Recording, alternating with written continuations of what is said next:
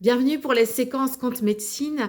Je vous parle aujourd'hui du conte du Petit Poucet que vous avez pu voir, visionner dans une autre vidéo sur YouTube, la chaîne Cécile Crispin C19.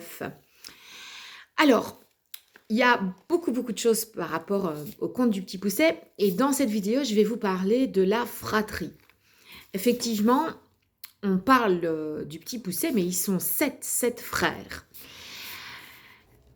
Et on en parle, dans l'histoire, on parle de l'ensemble du groupe, on ne les distingue pas et on parle juste d'un seul.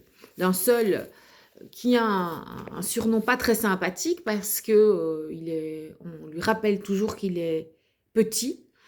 On aggrave la situation en l'appelant Pousset.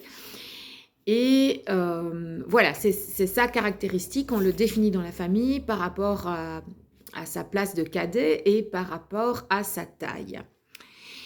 Et puis, il s'avérera dans l'histoire que ce petit Pousset est malin, débrouillard et leader. Et donc, on va le découvrir à travers le conte, mais on ne parle pas du tout des autres membres de la fratrie qui, eux aussi, peuvent avoir des caractéristiques, eux aussi, ont pu contribuer à l'évolution de l'histoire.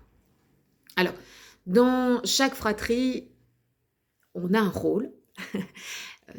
Si vous faites partie d'une fratrie, vous en avez certainement conscience. Dans les histoires, on a parlé de... Souvent, on parle de la fratrie en parlant des qualificatifs. Par exemple, quand on évoque les 7 nains ou quand on évoque les schtroumpfs, on va parler du schtroumpf grognon, du schtroumpf qui est fatigué, du schtroumpf amoureux, du grand schtroumpf qui est le sage. Et donc, il y a chaque fois un qualificatif. Et vous, si vous pouviez vous donner un qualificatif dans la fratrie, ce serait lequel ? Il y a parfois des rigolos, il y a parfois des plus sages, etc., etc. On évoque aussi la place qu'on a dans la fratrie. On n'a pas la même place si on est l'aîné, si on est le cadet, si on est celui du milieu. Les parents ont des attentes différentes, même s'ils disent le contraire. On a souvent, en tant que parents, des attentes différentes en fonction de nos enfants. Parce qu'on a des projections par rapport à eux ou parce que nous-mêmes, on a vécu des choses dans notre propre famille. Rien de dramatique à ça, c'est plutôt normal et c'est même sain parce que si on projette rien sur ses enfants, ça veut dire qu'on ne les investit pas. Et puis ici, j'avais envie de vous partager ce que j'ai trouvé dans ce livre qui est très bien fait sur les liens d'attachement et qui parlait des places dans la fratrie. Et elle citait la place de l'enfant perdu. En fait, l'enfant perdu, c'est celui qui est oublié. On se concentre sur les attentes qu'on a de l'aîné et puis on se concentre sur le bouc émissaire. Et celui-là, l'enfant perdu, il est ni tout bon ni tout mauvais et donc on oublie un peu de parler de lui. C'est pour ça qu'on l'appelle l'enfant perdu. Il y a une autre place que cet auteur définit, Caris Cooke. Elle parle du pacificateur médiateur. Donc c'est un enfant qui va essayer que tout aille bien dans la famille. Et il va mettre ses propres besoins de côté pour s'occuper des personnes de son entourage qui sont plus importantes. Ensuite, il y a la mascotte, le clown. Dans chaque famille, souvent, il y a quelqu'un qui fait le clown, quelqu'un qui a d'humeur plus légère, quelqu'un qui a un peu la mascotte, il apporte de l'humour, il atténue les vrais problèmes. Voilà, c'est un des rôles qu'on peut occuper dans une famille. Elle parle aussi de la béquille. C'est l'enfant qui prend intuitivement la responsabilité des choses et qui a l'impression de devoir s'occuper de la famille. Dans d'autres terminologies, parfois, moi je pense qu'on pourrait parler d'enfant parentifié. Voilà.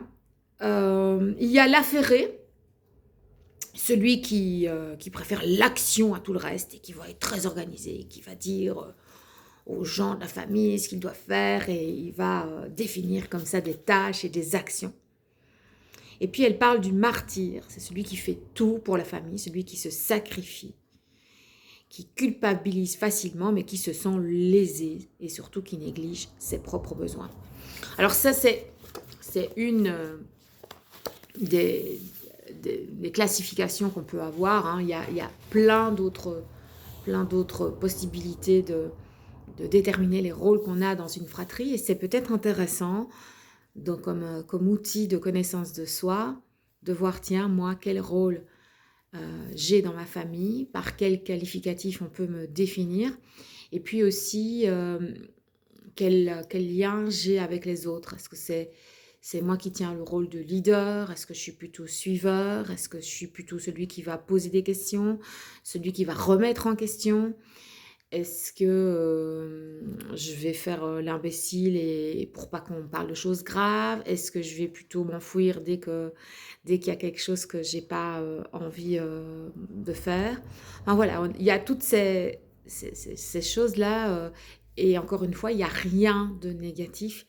L'idée, c'est d'identifier un peu qui on est parce qu'on a tendance à reproduire ces schémas.